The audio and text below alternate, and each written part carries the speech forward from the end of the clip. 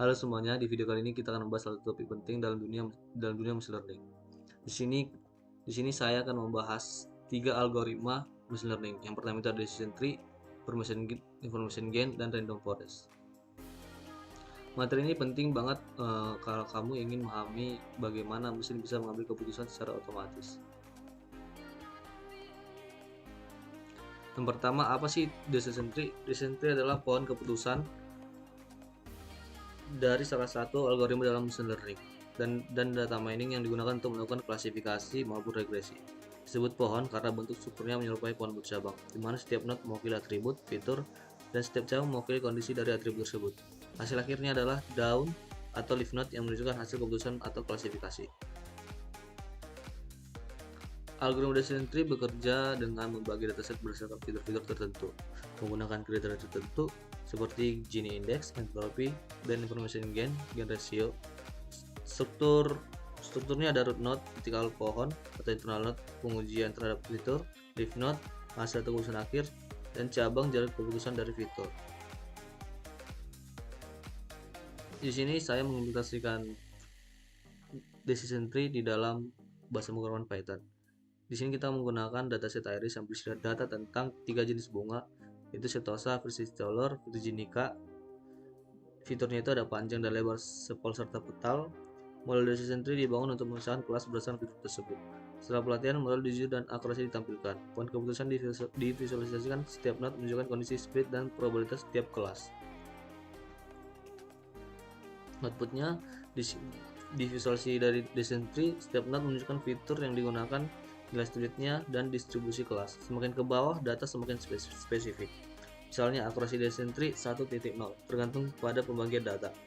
Visualisasi pohon menampilkan cabang yang memisahkan data berdasarkan nilai fitur. Lalu yang kedua, apa sih information gain?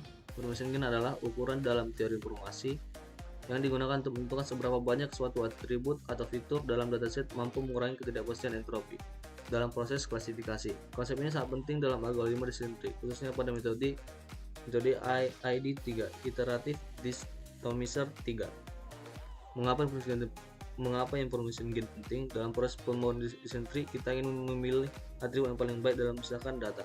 Atribut terbaik adalah memberikan peningkatan informasi paling tinggi, atau dengan kata lain, menurunkan ketidakpastian paling besar.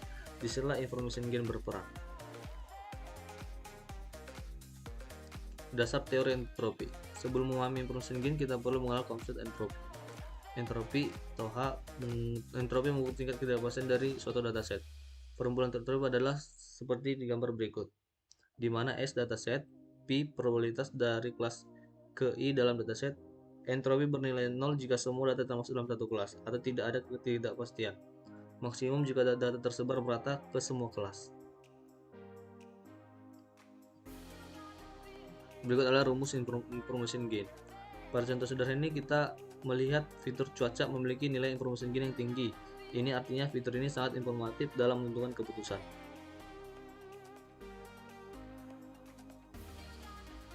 Entropi mengukur ketidakpastian dari sebuah dataset.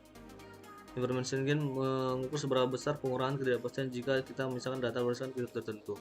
Di sini kita menghitung gain dari fitur cuaca terhadap keputusan bermain, ya atau tidak. Outputnya di sini misalnya information gainnya cuaca 0,97095. Artinya fitur cuaca sangat membantu dalam memisahkan data. Yang ketiga, apa sih random forest? Random forest adalah model ensemble yang terdiri dari banyak pohon keputusan. Setiap pohon dilatih dengan subset data yang berbeda dan hasil akhir ditentukan lewat voting dari semua pohon. Setelah training, kita bisa menampilkan salah satu pohon di dalam hutan ini. Meski hanya satu, setiap pohon punya peran dalam proses voting. Di sini terdapat implementasi yang saya buat di bahasa pemrograman Python. Random forest, kumpulan decision tree. Setiap pohon dibuat dari subset data. N estimator 95, hanya 5 pohon agar mudah divisualisasikan. Kita tampilkan salah satu pohon dari ensemble, kemudian model diuji dan akurasi ditampilkan.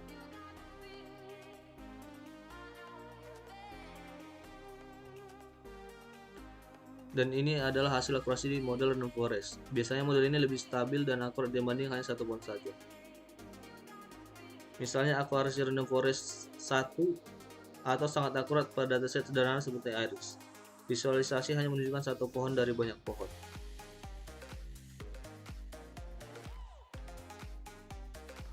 Aplikasi yang bisa digunakan random forest adalah deteksi penipuan keuangan, diagnosis medis, prediksi cuaca, peringkat risiko kredit, dan rekomendasi produk. Kesimpulan, random forest adalah algoritma yang kuat, fleksibel, dan sering memberikan hasil yang sangat baik tanpa banyak tuning, cocok untuk banyak kasus, klasifikasi, dan regresi, serta menjadi salah satu metode yang paling sering digunakan dalam praktik machine learning saat ini.